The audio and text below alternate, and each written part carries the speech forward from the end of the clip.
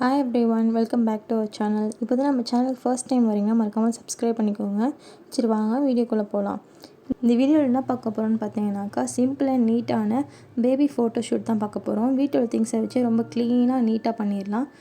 First வந்து பார்த்தீங்கன்னாக்கா, பேபிக்கு வந்து ட்ரெஸ் வந்து சூஸ் பண்ணிக்கோங்க. உங்கள் பேபிக்கு என்ன ட்ரெஸ் ஷூட் நல்லா இருக்குமோ அதை எடுத்து வச்சுக்கோங்க.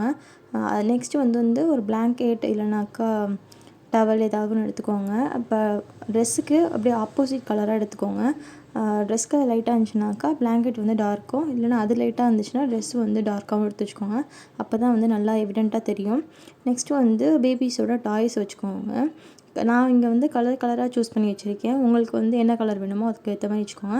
நெக்ஸ்ட்டு வந்து பலூன். நீங்கள் வந்து பலூன் வந்து இதுமாரி லூஸ்லேயும் எடுத்துக்கலாம், இல்லைனாக்கா இந்த மாதிரி ஃபுல்லாக ஒரு பலூன் மாதிரியும் எடுத்துக்கலாம். ஒருவேளை டாய்ஸ் இல்லைனாக்கா பேபியோட கிளாத்தை வந்து நீங்கள் இப்படி ரோல் பண்ணி வந்து நம்பர் வந்து செட் பண்ணிக்கலாம். இதுமாரி அழகாக அரேஞ்ச் பண்ணிட்டு ஃபோட்டோ எடுத்திங்கன்னா செம்மையாக இருக்கும்.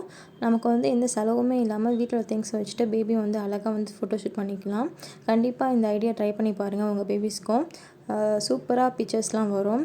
கண்டிப்பாக இந்த வீடியோ பிடிச்சா மறக்காமல் சப்ஸ்கிரைப் பண்ணிக்கோங்க. உங்கள் ஃப்ரெண்ட்ஸ் அண்ட் ஃபேமிலியை ஷேர் பண்ணுங்கள். இதேமாதிரி இன்னொரு வீடியோவில் பார்க்கலாம். பாய்.